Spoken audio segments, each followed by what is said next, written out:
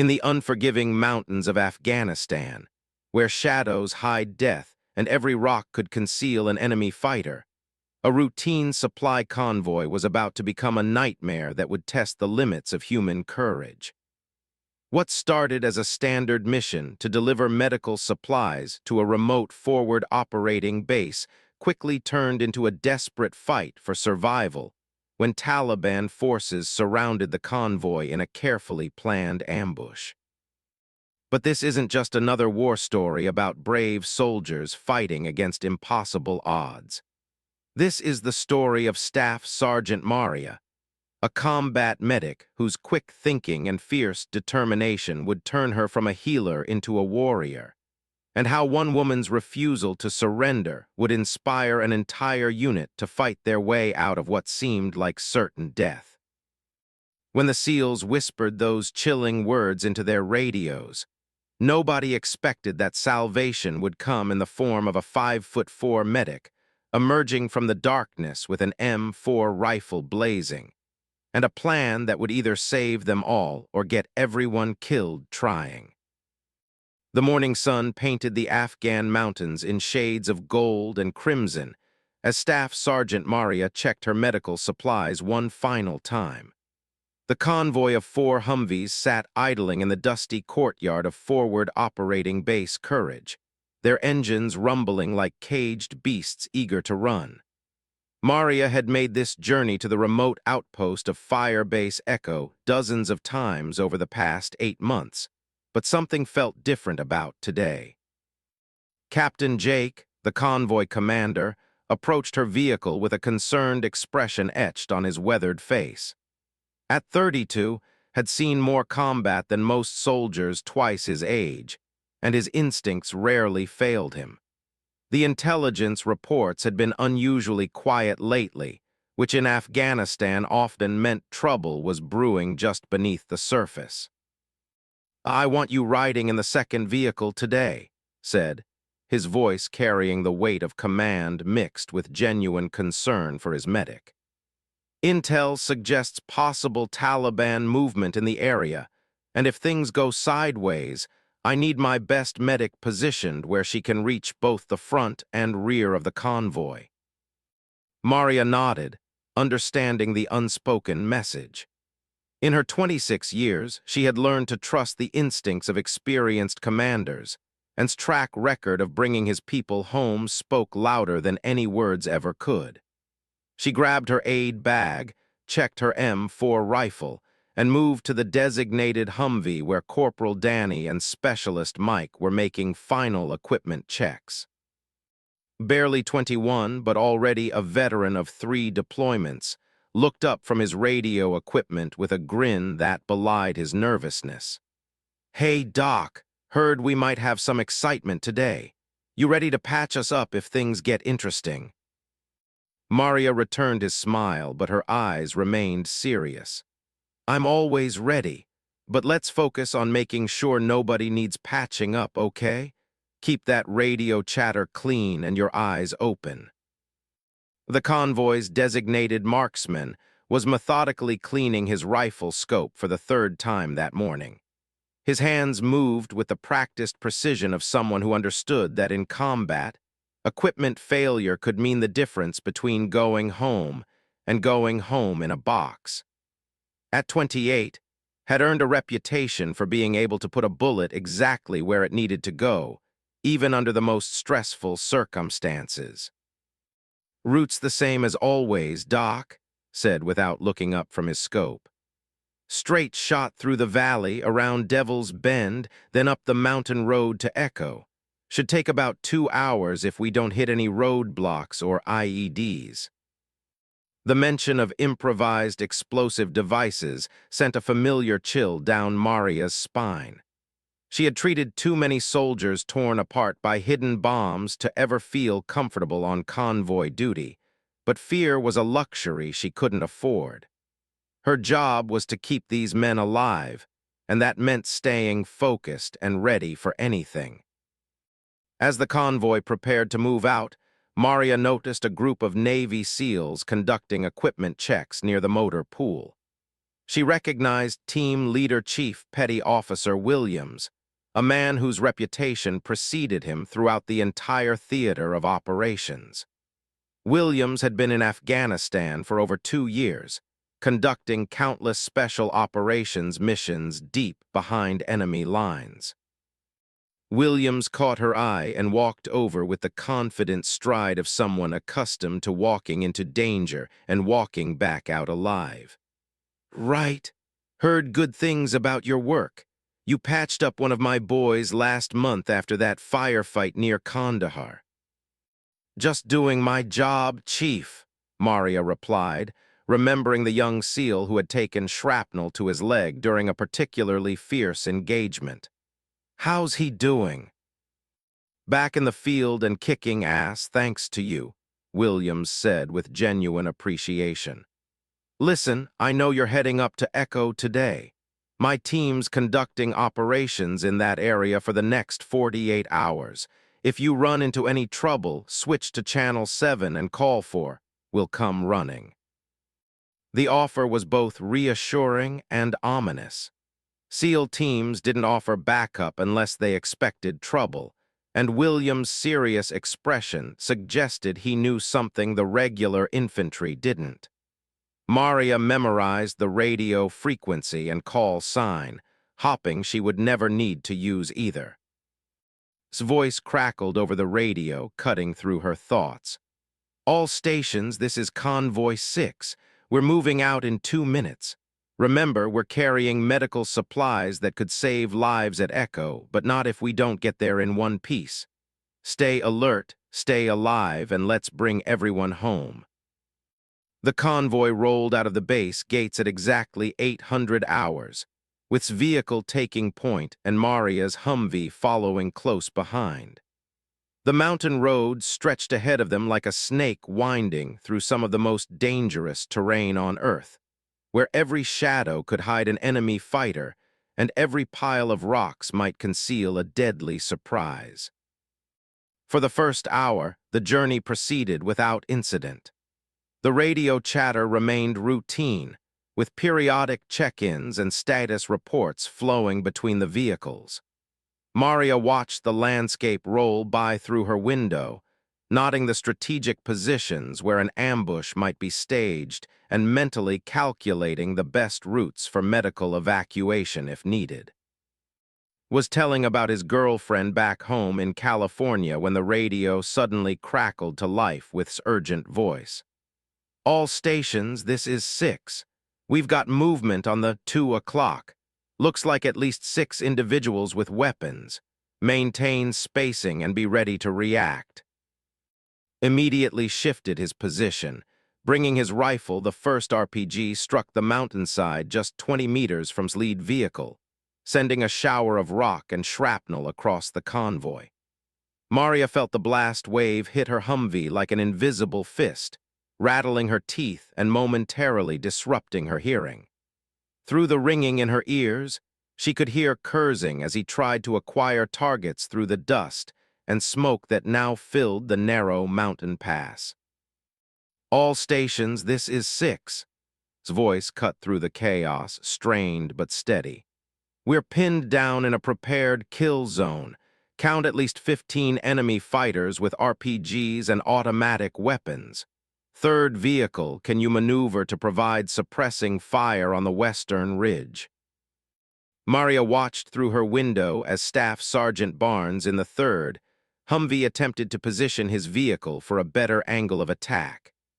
Barnes, a veteran of multiple deployments, was known for his aggressive tactics and unwillingness to back down from a fight. But as his vehicle moved, a burst of machine gun fire from a concealed position raked across its armored plating, forcing Barnes to take cover behind a large boulder. "Negative on the maneuver, 6, Barnes reported, his voice tight with frustration. "They've got overlapping fields of fire. Looks like they've been planning this for weeks. We're going to need help to break out of this mess." Was working frantically with the radio, trying to establish contact with their base while continued engaging targets. "Base, this is Convoy Romeo. We are under heavy attack at grid reference 41 SQB 12,340, 5, 67,890. Request immediate air support and QRF deployment. We have multiple wounded and are surrounded by superior enemy forces. The response from base was immediate but not encouraging. Convoy Romeo, this is base operations. Closest air support is 30 minutes out, and the quick reaction force is already committed to another operation. You need to hold your position and fight your way out. Help is coming, but you're on your own for now. Maria's heart sank as she processed the information. 30 minutes might as well have been 30 hours when you're trapped in a kill zone with limited ammunition and no cover. She could see that its vehicle had taken multiple hits, and smoke was beginning to pour from its engine compartment. The situation was deteriorating rapidly, and without immediate action, the convoy would be overrun.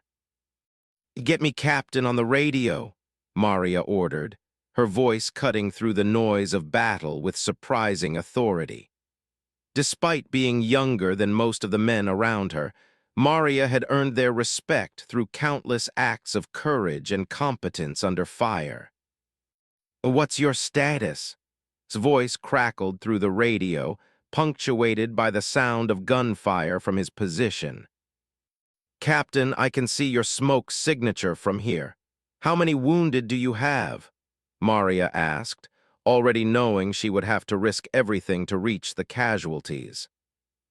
"2 wounded, 1 serious. Private Johnson took shrapnel to the chest, and Sergeant Williams has a head wound. I need you over here, Doc, but it's 100 meters of open ground under direct fire. I can't ask you to make that run." Maria looked at the stretch of rocky terrain between her vehicle and its position. The Taliban fighters had positioned themselves perfectly to cover every possible route, and crossing that ground would be like running through a shooting gallery. But Johnson and Williams were counting on her, and that made the decision simple. "Give me covering fire on my signal. I need you to suppress those positions on the eastern ridge. I'm going to make a run for the lead vehicle." Looked at her with a mixture of admiration and concern. "Doc, that's suicide. Those guys have been waiting for someone to try exactly what you're planning." "Maybe, but Johnson's bleeding out, and Williams might have a serious head injury. If I don't get to them in the next few minutes, it won't matter whether the cavalry shows up or not." Maria checked her medical supplies one final time, ensuring everything was secure and easily accessible. She was about to open the door when grabbed her arm. "Wait, Doc, I've got something on the radio. Sounds like that SEAL Team Williams told you about." Maria pressed her ear to his headset and heard the calm, professional voice of Chief Williams cutting through the static. "Convoy Romeo, this is. We're approximately 2 clicks from your position and moving fast. Can you mark your location with smoke?" The relief in his voice was palpable as he responded.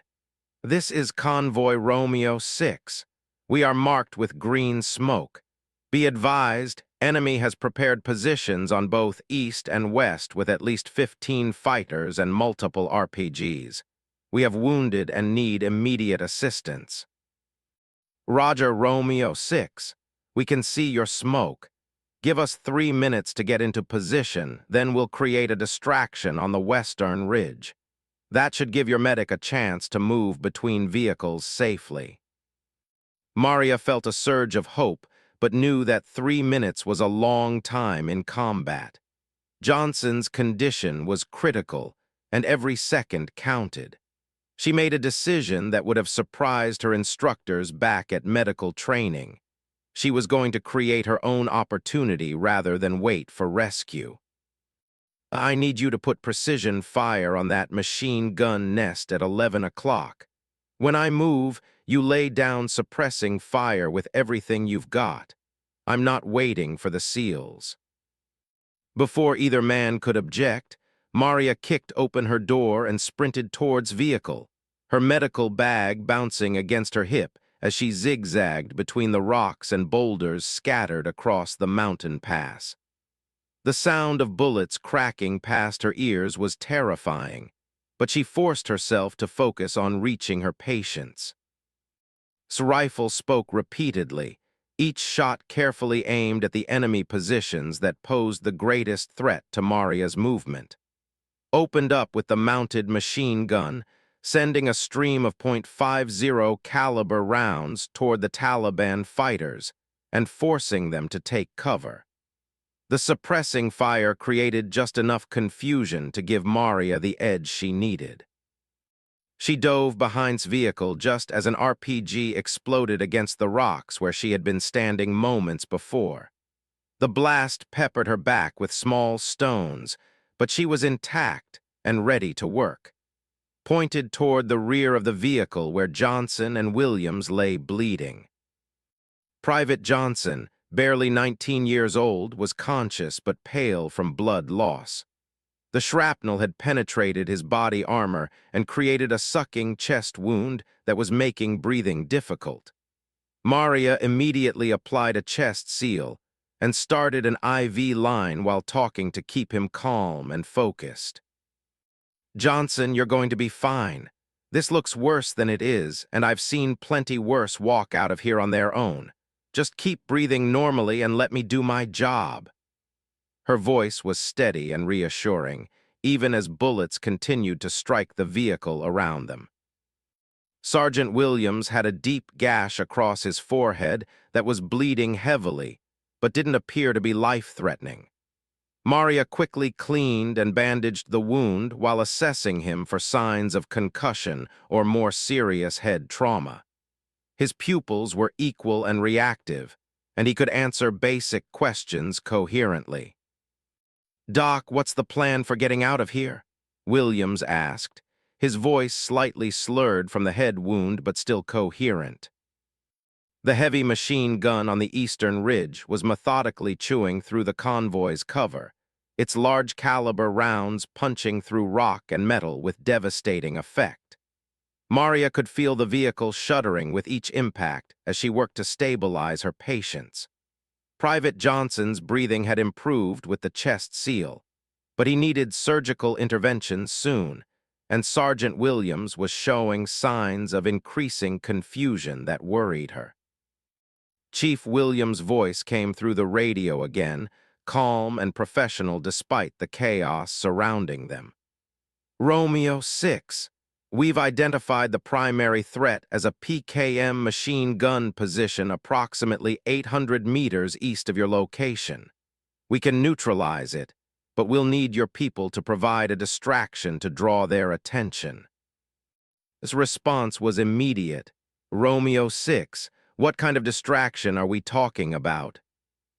"We need someone to move toward their position and draw their fire while my sniper takes the shot. It's dangerous, but it's the only way to clear that gun before it tears your convoy apart." Maria looked up from her patients, her mind racing as she processed the tactical situation. The SEAL plan made sense from a military standpoint, but whoever volunteered for the distraction would essentially be signing their own death warrant. The Taliban fighters weren't going to miss an opportunity to kill an American soldier moving in the open. Staff Sergeant Barnes came over the radio from the third vehicle. "6, this is Barnes. I'll make the run. Got my team ready to provide covering fire." "Negative, Barnes," replied immediately. "I need you and your crew to cover our withdrawal. Someone else needs to make that move." Maria made a decision that surprised everyone, including herself. "Captain, this is... I'll do it. Johnson's stable enough for transport and Williams can function. You need every gun in the fight, and I can move faster than anyone else here." The radio fell silent for several long seconds before responded. "That's not happening. You're a medic, not an infantryman. Find another solution." But Maria had already thought through the tactical problem and come to an uncomfortable conclusion. The convoy was trapped, The wounded needed immediate evacuation, and someone had to take the ultimate risk to save everyone else. Her job was to preserve life, and sometimes that meant putting her own on the line. Captain, with respect, I'm the logical choice. I'm smaller, faster, and can move through terrain that would stop the rest of you. Plus, if something goes wrong, you still have 3 vehicles with full crews to fight your way out. Chief Williams' voice cut through the argument. Romeo 6, time's running short. That gun is going to find the range soon, and when it does, you'll have casualties that no medic can fix. We need to move now. Maria was already preparing for the run, checking her rifle and planning her route through the boulder field that lay between the convoy and the Taliban position. She would move in short sprints from cover to cover, drawing the machine gunner's attention and giving the SEAL sniper a clear shot. It was simple in concept but terrifying in execution. "Johnson, Williams, listen to me," she said to her patients. "It's going to take care of you until we get out of here. Follow his instructions, stay low, and don't try to be heroes. Understood?" Both wounded soldiers nodded, recognizing the determination in her voice and understanding that arguing would be pointless. Maria had made up her mind, and everyone who knew her understood that she was as stubborn as she was brave. Grabbed her arm as she prepared to leave the vehicle. "Doc, if you're really going to do this crazy thing, at least let me give you the best possible support. I've been watching that gun position, and I think I can keep them busy while you move." "What did you have in mind?" Maria asked, grateful for any advantage she could get. "There's a secondary position about 50 meters to the right of the main gun.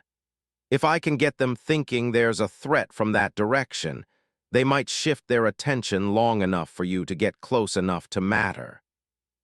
Maria nodded, understanding the plan. Would create a diversion to split the enemy's attention, giving both her and the SEAL sniper better opportunities to accomplish their missions. It wasn't much, but in combat, small advantages often made the difference between success and catastrophe. "This is," she called into the radio. "I'm moving in 30 seconds. Your sniper will have about a 2-minute window once I start drawing fire. After that, either the target's down or I am." "Roger, be advised, my shooter's name is Petty Officer Davis, and he doesn't miss. You get that gunner's attention, and Davis will put him down. Count on it." Maria took several deep breaths, mentally rehearsing her route one final time. She would sprint to a large boulder about 30 meters away, then move north to a cluster of rocks that would put her within effective range of the Taliban position. From there, she would engage the enemy fighters and hope that Davis was as good as Chief Williams claimed. "All stations, this is," she announced over the radio. "I'm beginning my movement now. Maintain suppressing fire on all known enemy positions and be ready to move wounded when this gun goes silent." She burst from cover like a sprinter leaving the starting blocks, her boots finding purchase on the rocky ground as she zigzagged toward her first waypoint.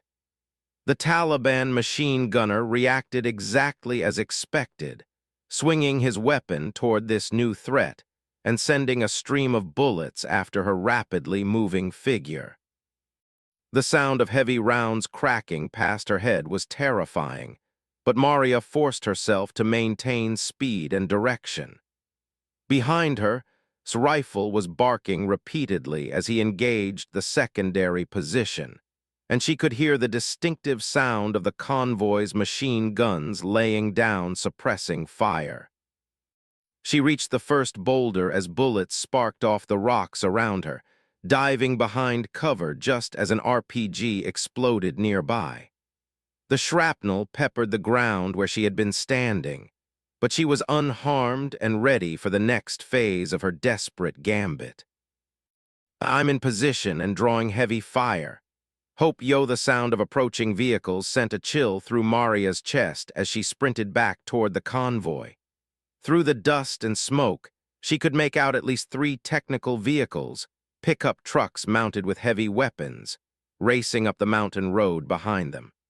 The Taliban had planned this ambush well, using the initial attack to pin the convoy in place while reinforcements moved into position to finish the job. "All stations, this is 6's voice carried new urgency. "We have enemy reinforcements approaching from the south. 3 vehicles with mounted weapons approximately 2 minutes out. We need to move now, wounded or not." Maria reached vehicle just as was helping load the wounded soldiers into the back seat. Johnson was conscious but weak, while Williams seemed more alert despite his head wound. Both men would survive the movement if they could get out of the kill zone before the reinforcements arrived. "Doc, we've got a problem," said as Maria climbed into the vehicle. The lead vehicle's engine took multiple hits and were leaking coolant. She'll run for maybe 10 minutes before she seizes up completely. The tactical situation was deteriorating rapidly. They were trapped between the remaining fighters on the eastern ridge and the approaching reinforcement vehicles, with limited ammunition and a damaged lead vehicle that might not make it to safety. Maria's mind raced through the possibilities, trying to find a solution that wouldn't result in the convoy's complete destruction. Chief Williams' voice cut through her thoughts. "Romeo 6, we can see the approaching vehicles from our position. Recommend you begin immediate movement toward Firebase Echo. We'll delay the reinforcements as long as possible, but you need to get moving now." "Romeo 6, roger that. All vehicles prepare to move. We're running the gauntlet to Echo, and anyone who can't keep up gets left behind." Maria watched as and secured the wounded soldiers and checked their own weapons. The next few minutes would determine whether they lived or died, and everyone understood that there was no room for mistakes or hesitation. The convoy lurched into motion with its damaged vehicle taking point, black smoke trailing from its engine compartment as the cooling system failed. Maria could feel the vehicle struggling with each uphill stretch, the engine temperature climbing toward the red zone on the dashboard gauge. Behind them, the sounds of combat intensified as the SEAL team engaged the Taliban reinforcements. Explosions echoed off the mountain walls as Chief Williams and his men used their superior training and equipment to inflict maximum damage on the enemy vehicles. But 4 SEALs couldn't hold off an entire enemy force indefinitely, and Maria knew they were running out of time. "Contact right," shouted as muzzle flashes erupted from a new position on the eastern ridge. The surviving Taliban fighters from the original ambush had repositioned themselves to catch the convoy as it attempted to escape, and their fire was accurate and devastating. The second vehicle in the convoy, carrying Staff Sergeant Barnes and his crew, took multiple hits as it rounded a sharp curve in the mountain road. Maria watched in horror as the vehicle swerved, struck a large boulder, and came to a stop with steam pouring from its radiator. "Romeo 2 is down," Barnes reported over the radio, his voice strained but steady. "We've got engine damage and 1 wounded. Need immediate assistance or we're going to be overrun." Faced an impossible decision. The convoy couldn't stop to help Barnes without being destroyed by the pursuing Taliban forces, but leaving fellow soldiers behind went against everything they had been trained to believe. Maria could see the anguish on his face as he weighed the options. "Captain, we can't leave them," Maria said quietly, knowing that her words might doom them all but unable to remain silent. "Barnes and his crew have families waiting for them just like we do." Keyed his radio with grim determination. "Romeo 2, Romeo 6, We're coming back for you. Prepare for immediate extraction." -6, Barnes interrupted. "Don't risk the whole convoy for 3 soldiers. We can hold this position until the QRF arrives. Complete your mission." But Maria was already forming a plan that might save everyone. "Captain, what if we create a diversion that draws the Taliban away from Barnes' position? Give them something more important to chase than one disabled vehicle." "What kind of diversion?" asked, though his expression suggested he already suspected what Maria was thinking. "The medical supplies. They're worth more to the Taliban than a few prisoners, especially if they think they can capture them intact. We lead them away from Barnes, then link up with the SEALs for extraction." Looked at her with disbelief. "Doc, you're talking about using ourselves as bait.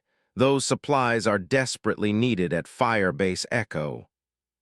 "The supplies won't do anyone any good if we're all dead," Maria replied. "And Barnes and his crew won't survive if we abandon them to face those reinforcements alone." Made the command decision. "Is right. Romeo 3 and 4 were going to execute a feint toward the northern ridge, then circle back to extract Romeo 2. Everyone got that." The plan was risky and required precise timing, but it was their only chance to save everyone.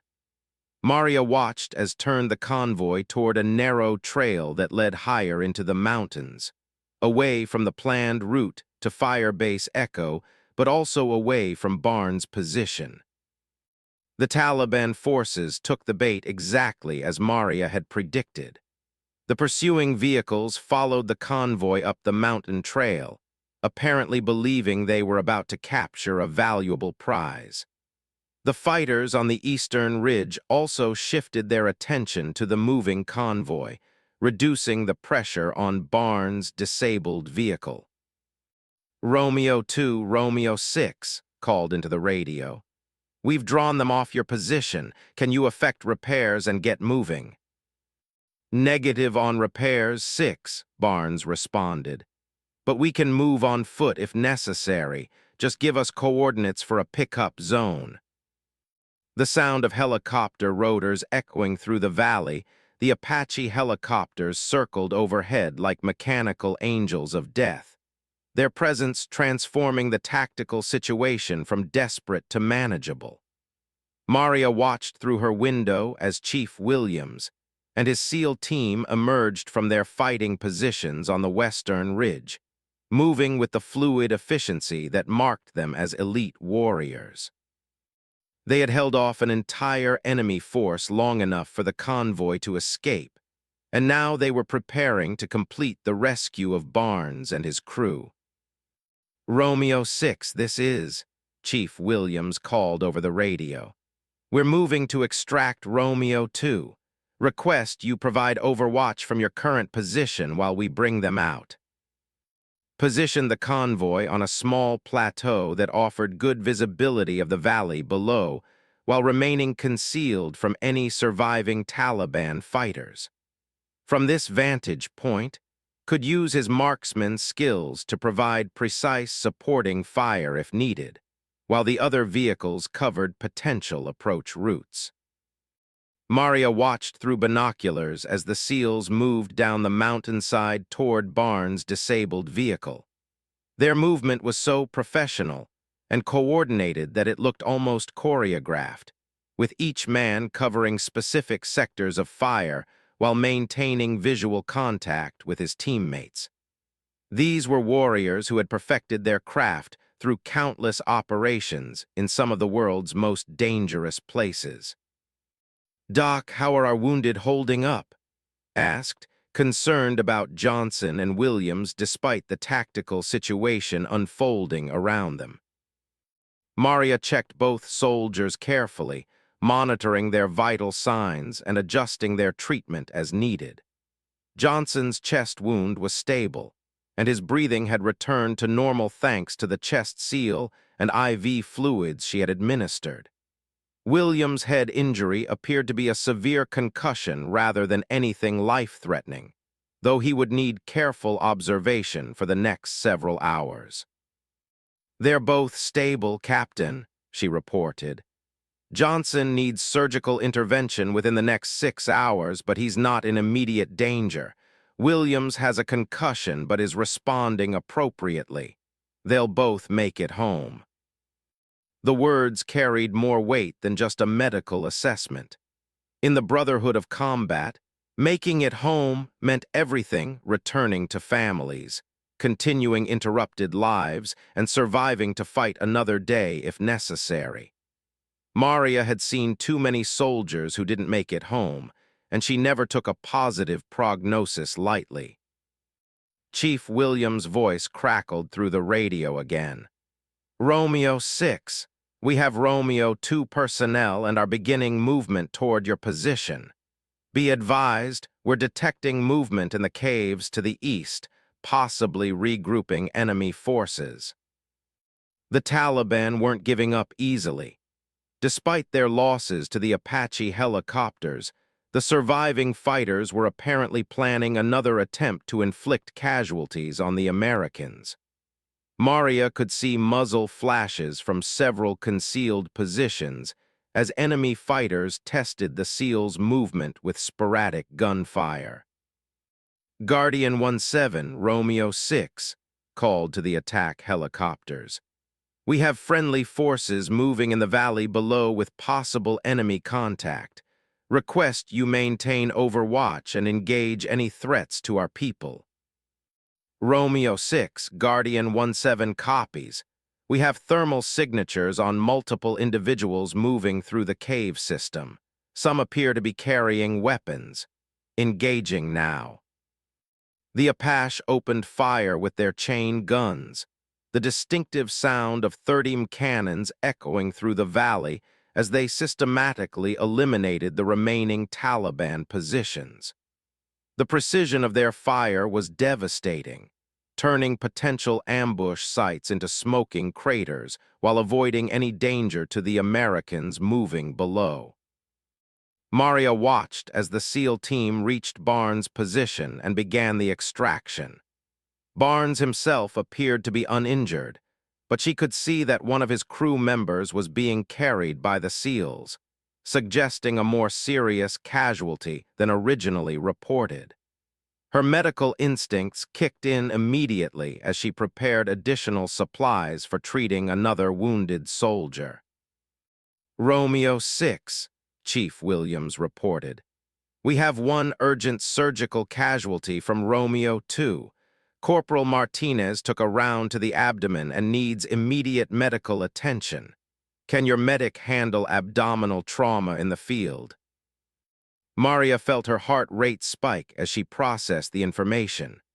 Abdominal wounds were among the most challenging injuries to treat outside of a hospital setting, with multiple potential complications that could prove fatal if not handled correctly. But Martinez's life depended on her skills and experience, and she refused to let another soldier die on her watch. "Romeo 6, our medic can handle it. Bring him straight to our position, and we'll have everything ready for immediate treatment." Maria began laying out her surgical supplies, working quickly but methodically to prepare for the most challenging medical procedure of her career. Abdominal wounds required careful assessment to determine the extent of internal damage, followed by aggressive treatment to control bleeding and prevent infection.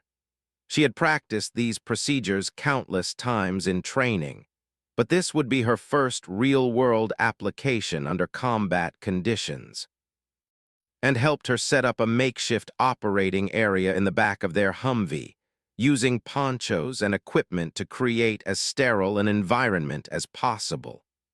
The lighting was poor, and the conditions were far from ideal, but Maria had learned to work with whatever resources were available. The SEAL team arrived at the convoy's position carrying Corporal Martinez on an improvised stretcher. Maria could see immediately that his condition was critical. He was conscious, but pale from blood loss, with obvious signs of internal bleeding that needed immediate intervention. Chief Williams and his men had done an excellent job with initial first aid, but definitive treatment required surgical skills that only Maria possessed. "Martinez, I'm Staff Sergeant, and I'm going to take care of you," she said in a calm, reassuring voice while beginning her assessment. "You're going to be fine, but I need you to stay awake and talk to me while I work. Can you do that?" Martinez nodded weakly, his eyes focusing on her face with the trust that wounded soldiers place in their medics. Maria quickly examined the wound, determining that the bullet had penetrated his abdomen but appeared to have missed major organs. However, there was significant internal bleeding that needed to be controlled before shock set in. Working with the precision of a surgeon and the speed of a combat medic, Maria opened her surgical kit and began the delicate process of exploring the wound. Her hands moved with steady confidence despite the pressure of the situation, locating the source of bleeding and applying the techniques she had learned in years of medical training. Assisted by maintaining Martinez's IV line and monitoring his vital signs, while provided security and kept watch for any remaining Taliban threats. Chief Williams and his SEALs had taken positions around the convoy, creating a defensive perimeter that would allow Maria to work without interruption. "Vital signs are stabilizing, Doc," reported as Maria completed her initial surgical intervention. "Blood pressure's coming up, and his pulse is getting stronger." "Good work, everyone," Maria replied, not looking up from her patient. "Martinez, how are you feeling? Any nausea or dizziness?" "Better, Doc," Martinez replied, his voice stronger than it had been when they brought him in. "Feels like you put me back together." The sound of additional helicopters approaching interrupted their medical work. Maria looked up to see a medical evacuation helicopter descending toward their position, its crew chief already preparing to receive casualties for transport to the field hospital at airbase. The sight of the medevac bird was one of the most beautiful things she had ever seen. Within minutes, both Johnson and Martinez were loaded onto the helicopter and on their way to definitive medical care. Williams chose to remain with the convoy, insisting that his head injury wasn't serious enough to warrant evacuation. The medical evacuation crew praised Maria's field surgery, telling her that her quick thinking and skillful treatment had almost certainly saved Martinez's life. As the convoy finally resumed its journey to Firebase Echo, Maria reflected on the events of the day. They had survived a carefully planned ambush, fought off overwhelming enemy forces, and brought everyone home alive despite facing impossible odds. The medical supplies they carried would save lives at the remote firebase, and the wounded soldiers would recover to fight another day. Chief Williams and his SEAL team had already disappeared back into the mountains on another classified mission, but not before Williams sought out Maria personally to thank her for her courage and professionalism. "I've worked with a lot of combat medics over the years, but I've never seen anyone with your combination of medical skill and tactical awareness. Your actions today saved multiple lives," summed up everyone's feelings as they approached Firebase Echo. "Doc, when we started this convoy this morning, I figured it would be just another routine supply run. Instead, we got the fight of our lives and came out on top because you refused to let any of us become casualties. I don't know how to thank you for that." Maria looked out at the Afghan mountains stretching endlessly into the distance, knowing that somewhere out there, other American soldiers were facing their own battles against a determined enemy. She had done her job today, keeping her fellow soldiers alive and bringing them home safely. Tomorrow would bring new challenges and new opportunities to serve, but today had proven that courage, skill, and determination could overcome even the most desperate situations. As the convoy rolled through the gates of Firebase Echo, Maria allowed herself a small smile of satisfaction. Private Johnson and Corporal Martinez would recover from their wounds and return to their families. Staff Sergeant Barnes and his crew were safe despite their vehicle breakdown. The mission was complete, and everyone was going home. In the Brotherhood of Combat Arms, there could be no greater victory than that simple fact. Everyone was going home. Maria had earned her place in that brotherhood through acts of courage and skill that would be remembered and retold for years to come. She had emerged from the darkness with her M4 blazing and her medical skills sharp, proving that heroes come in all sizes and that sometimes the smallest soldier can cast the biggest shadow on the battlefield. Interrupted their planning. Maria looked up to see two Apache attack helicopters approaching from the south, their weapons systems already tracking the Taliban vehicles that had been pursuing the convoy. Romeo 6, this is Guardian 17. We have eyes on multiple enemy vehicles and personnel. Are you in contact? His relief was obvious as he responded. Guardian 17, Romeo 6. We are in heavy contact with enemy forces. Request immediate close air support on targets of opportunity. The Apache wasted no time in demonstrating why they were feared throughout Afghanistan. Their 30 cannons and Hellfire missiles made short work of the Taliban reinforcement vehicles, turning the hunters into the hunted in a matter of minutes. The surviving enemy fighters scattered into the rocks and caves, abandoning their positions as the helicopters dominated the battlefield. Romeo 6, Guardian 17. We've neutralized the immediate threat, but be advised that we're detecting additional enemy movement throughout the valley. Recommend immediate extraction to friendly territory. Maria felt the tension beginning to ease as she realized they had survived the impossible. The convoy had been trapped in a perfect ambush, faced with overwhelming enemy forces, and somehow managed to fight their way out with minimal casualties. But as she looked back toward Barnes' position, she knew their work wasn't finished yet. The most dangerous part of the mission still lay ahead, extracting Barnes and his crew from their exposed position, while avoiding the remaining Taliban fighters who would certainly try to prevent their escape. Maria checked her medical supplies one final time, knowing that before this day was over, she would probably need every bandage and every skill she possessed. Boys ready to take that shot. He's been ready. Keep them interested for another 30 seconds. Maria leaned around the boulder and fired several rounds toward the machine gun position, more to maintain their attention than with any hope of hitting anything at that range.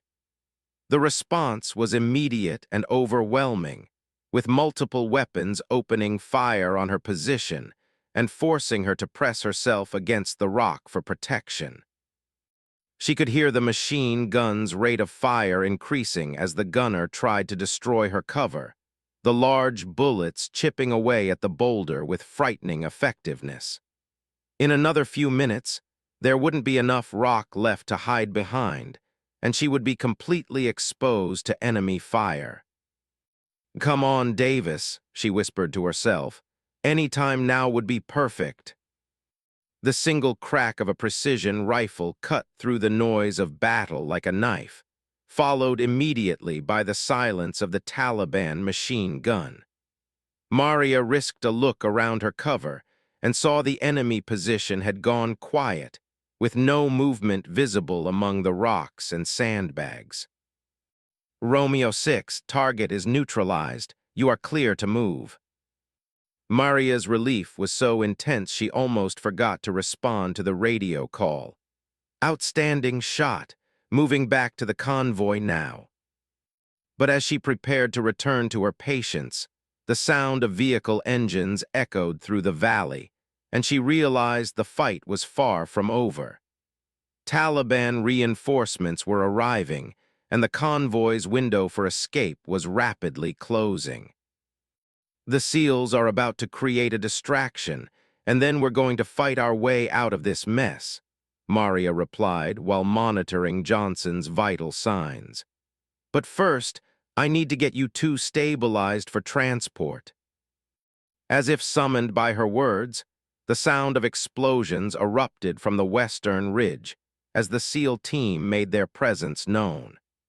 Chief Williams and his men had moved into position with typical efficiency and were now systematically destroying the Taliban fighting positions with precision grenades and targeted rifle fire.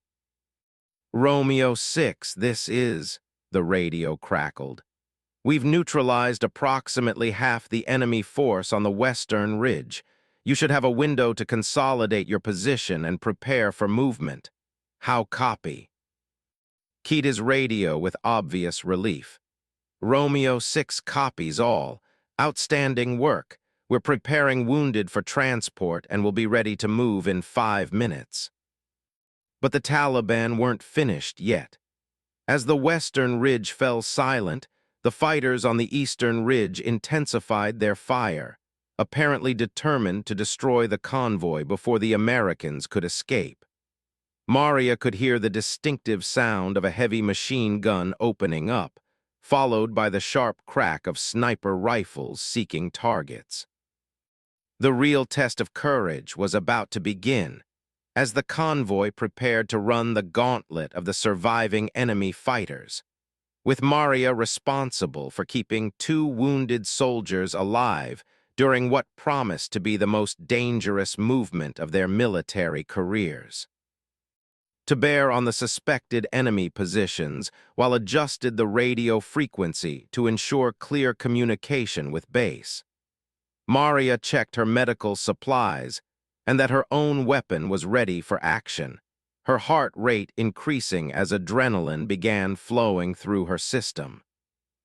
"Contact front," his voice exploded through the radio as the crack of rifle fire echoed off the mountain walls. "We're taking fire from multiple positions. All vehicles return fire and push through." The convoy's peaceful morning had just transformed into a deadly game of survival, with Maria and her fellow soldiers caught in the killing zone of a carefully planned Taliban ambush. As bullets began striking their vehicle and the sound of automatic weapons filled the air, Maria realized that all her training and experience were about to be put to the ultimate test. His rifle barked repeatedly as he engaged targets while worked frantically to establish communication with their home base and request immediate support. Maria could see muzzle flashes from at least a dozen enemy positions, suggesting that this was no random attack, but a coordinated assault designed to destroy the entire convoy. "Doc, we've got wounded in the lead vehicle," shouted over the noise of combat. "Calling for a medic." Maria grabbed her aid bag and prepared to leave the relative safety of her Humvee, knowing that stepping into the open during a firefight meant risking everything to save the lives of her fellow soldiers. But as she reached for the door handle, the sound of incoming rocket-propelled grenades filled the air, and the real fight for survival was just beginning. The Taliban had chosen their ambush site well, using the natural terrain to create a killing zone from which escape seemed impossible. But they had made one crucial miscalculation. They had underestimated the determination and fighting spirit of the American soldiers caught in their trap, and they had no idea what Staff Sergeant Maria was capable of when the lives of her brothers in arms hung in the balance.